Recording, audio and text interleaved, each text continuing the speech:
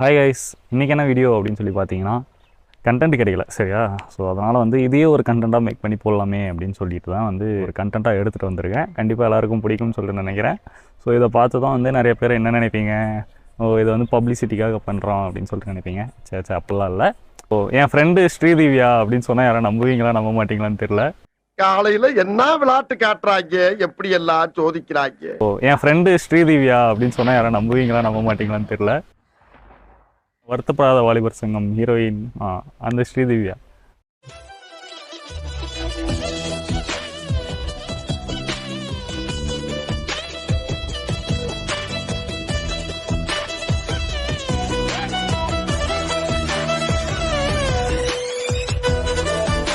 Friend இல்லை, but ஆனால் கொஞ்சம் எனக்கு தெரிஞ்சு அவங்க மேக்ஸிமம் இவ்வளோ தூரம் யார்கிட்டே பர்சனலில் பேசியிருப்பாங்க. பட் ஆனால் யாருன்னே தெரியாத பர்சன்கிட்ட இந்த அளவுக்கு பேசுவாங்களான்றது எனக்கு தெரியல.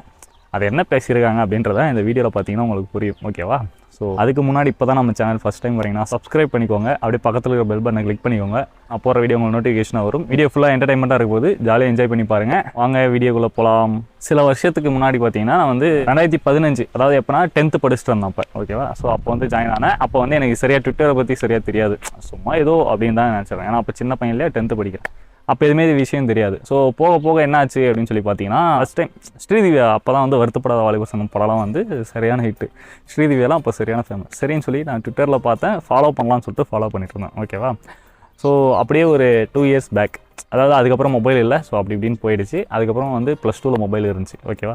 ஸோ +2 என்ன ஆச்சு அப்படின்னா, என் பர்த்டே ஃபஸ்ட் டைம் வந்து ஸ்ரீதிவ்யா கிட்ட நான் பேசுகிறேன். வந்து இது மாதிரி என் பர்த்டே இன்னைக்கு, ஸோ நீங்கள் விஷ் பண்ணால் நல்லாயிருக்கும் அப்படின்னு சொல்லிட்டு ஒரு ட்வீட் போட்டிருந்தேன். சரி நான் என்ன நினச்சேன், அவங்க எப்படி இருந்தாலும் பார்க்க மாட்டாங்க, எதுக்கு, சரி நம்மளுக்கு ஒரு சந்தோஷம் இருக்கு இல்லையா, ஸோ அதுக்காக போட்டு விடலாம். சப்போஸ் பார்த்து ரிப்ளை பண்ணிட்டா வேறு லெவலில் இருக்குல்ல அப்படின்னு சொல்லிட்டு தான் வந்து நான் என்ன பண்ணேன், சரின்னு ட்வீட் போட்டு விட்டேன். இல்லை 6 மணிக்கு. ஓகேவா?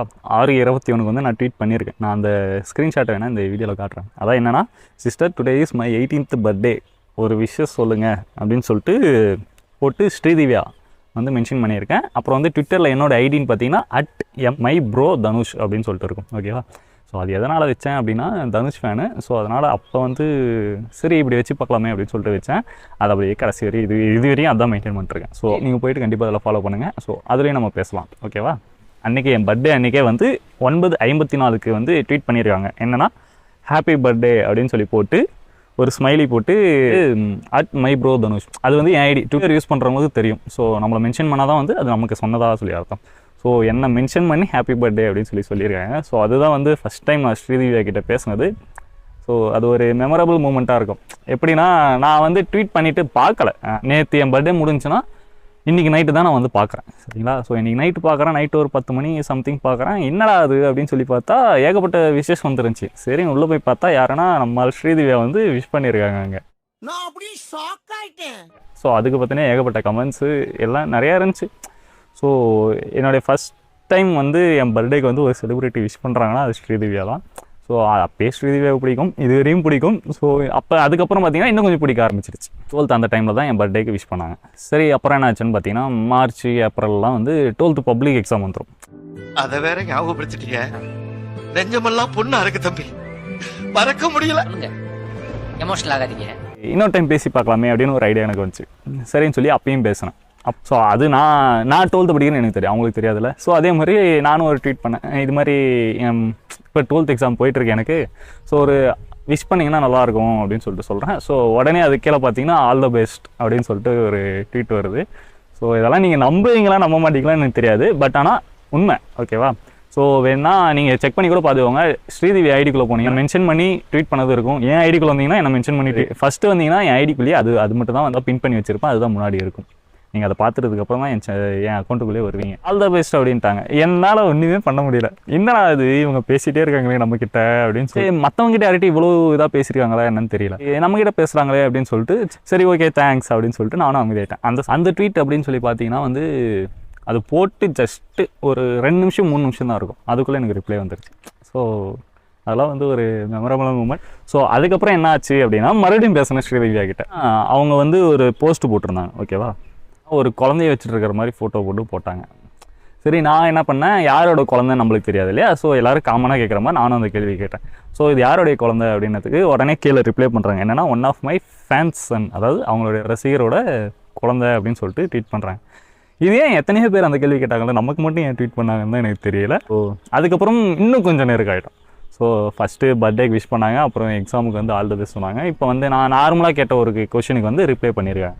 ஓகேவா? ஸோ 3 ஆயிடுச்சா? இன்னும் சில டைம்லாம் பேசியிருக்கேன். அது என்னன்னு சொல்கிறேன். அடுத்து என்ன அப்படின்னு சொல்லி பார்த்தீங்கன்னா, அதுக்கப்புறம் வந்து சங்கிலி புங்கிலி கதவை தொற அப்படின்னு சொல்லிட்டு ஒரு படம் வந்துச்சு. ஸ்ரீதிவ்யா ஜீவா எல்லாம் நடித்த படம் அது.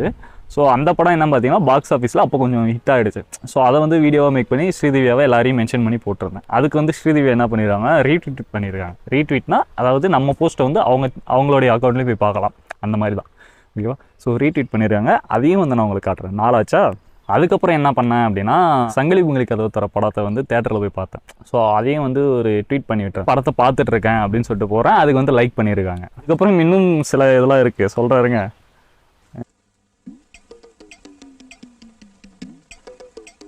அவங்க ஃபேன்ஸு ஒரு சில பேர், அதாவது அப்போ வந்து நாங்கள் கொஞ்சம் அதாவது அடிக்கடி பேசுவோம் இல்லையா, அதனால் என்ன நினச்சிட்டாங்கன்னு தெரியல. என்னையும் மென்ஷன் பண்ணி போட்டிருந்தாங்க. ஒரு வீடியோ ஒன்று மென்ஷன் பண்ணி டேக் பண்ணி போட்டிருந்தாங்க. ஸோ அதுக்கு வந்து என்னென்னா ஸ்ரீதியா வந்து தேங்க்ஸ் சொல்லி ஒரு ரிப்ளை பண்ணியிருந்தாங்க. அதையும் வந்து இதில் மென்ஷன் பண்ணுறேன். அதில் முக்கியமாக என் ஐடி என்னென்னு பார்த்தீங்கன்னா @mybro_dhanush. ஓகேவா? ஸோ அதை நான் இதில் மென்ஷன் பண்ணுறேன், பாருங்கள் நீங்களே. அதுக்கப்புறம் என்ன அப்படின்னு பார்த்தீங்கன்னா, ஃபேஸ்புக் வருவோம் இப்போ. ஓகேவா? ஸோ ஃபேஸ்புக்கில் அப்படி இப்படின்னு எப்படியோ தேடி கண்டுபிடிச்சி ஸ்ரீதிவ்யா அக்கௌண்ட்டை கண்டுபிடிச்சிட்டேன். ஓகேவா? ஸ்ரீதிவ்யா அக்கௌண்ட்டு தெரியும். ஸ்ரீதிவ்யா அவங்க சிஸ்டர் ஒருத்தர் இருக்காங்க, ரம்யான்னு சொல்லிட்டு, அவங்க அக்கௌண்ட்டும் தெரியும், அவங்க அம்மா அக்கௌண்ட்டும் தெரியும். ஓகேவா? ஸோ சரி, ட்விட்டரில் தான் பேசுகிறாங்க, ஓகே. எப்படி இருந்தாலும் ஃபேஸ்புக்கில் பேச மாட்டாங்க, பெரிய ஹீரோயின் வேறு அவங்க, மெசேஜுக்கெலாம் இப்போ ரிப்ளை பண்ணுவாங்க அப்படின்னு சொல்லிட்டு நான் என்ன பண்ணேன், ஹாய்ன்னு சொல்லிட்டு ஒரு ஹாய் சொல்லுங்கள் ஜஸ்ட்டு அப்படின்னு. கொஞ்ச நாளில் ரிப்ளை வருது, ஹாய் அப்படின்னு சொல்லிட்டு. ஸோ அதையும் வந்து நான் ஸ்க்ரீன்ஷாட்டாக இதில் மென்ஷன் பண்ணுறேன், பாருங்கள். என்னத்தை சொல்கிறேன்னு தெரில. ஸ்ரீதிவ்யா வந்து நம்ம ரொம்ப க்ளோஸ் ஆகிட்டாங்க. அதுக்கப்புறம் என்ன ஆச்சுன்னு தெரில. அப்புறம் நானும் கொஞ்ச நாள் பேசுறதை விட்டேன், அவங்களும் எங்கிட்ட பேசுறதை விட்டாங்க. ஸோ எங்கள் ஃப்ரெண்ட்ஷிப் வந்து கட் ஆகிடுச்சு. மறுபடியும் பேசுவோம், மறுபடியும் ஃப்ரெண்ட் ஆகும் அப்படின்னு சொல்லிட்டு ஒரு நம்பிக்கை இருக்கு. என்ன பீலிங்கா? இல்ல பீலிங்கான்னு கேக்குறேன். எனக்கு தான் பீலிங்கி. போடா போடா.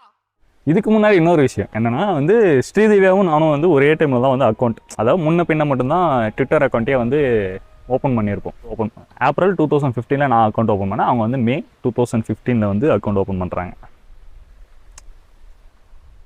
ஸோ இதெல்லாம் வந்து நினச்சி பார்க்கல, ஏதோ ஒரு வேவ்லென்த் இருக்குது. ஸோ அந்த வேவ்லென்த் வந்து என்னென்னு பார்க்கலாம். ட்விட்டர் போச்சு, ஃபேஸ்புக் போச்சு. சரி, இன்ஸ்டாகிராமில் மென்ஷன் பண்ணலாமேன்னு சொல்லி ஒரு ஸ்டோரி, அதாவது ஸ்ரீதிவ்யா சாங் எடிட் பண்ணி ஒன்று வச்சுருந்தேன். அதை வந்து ஸ்டோரியில் வந்து பார்த்துருக்காங்க.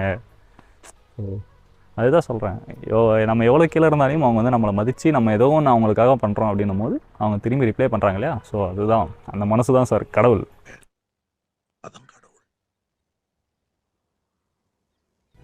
இது ஏன் சொல்கிறேன்னா, அவங்க பெரிய ஆளாக இருந்துமே வந்து ஜஸ்ட் என்னெல்லாம் மதித்து பேசுகிறாங்க பார்த்தீங்களா. ஸோ அதை தான் சொல்ல வரேன். நான் எவ்வளோ பெரிய உயரத்துக்கு போனாலும் கீழே இருந்து இருக்கிறவங்களையும் கீழே இருக்கிறவங்ககிட்டையும் வந்து நார்மலாக பேசுகிறாங்க.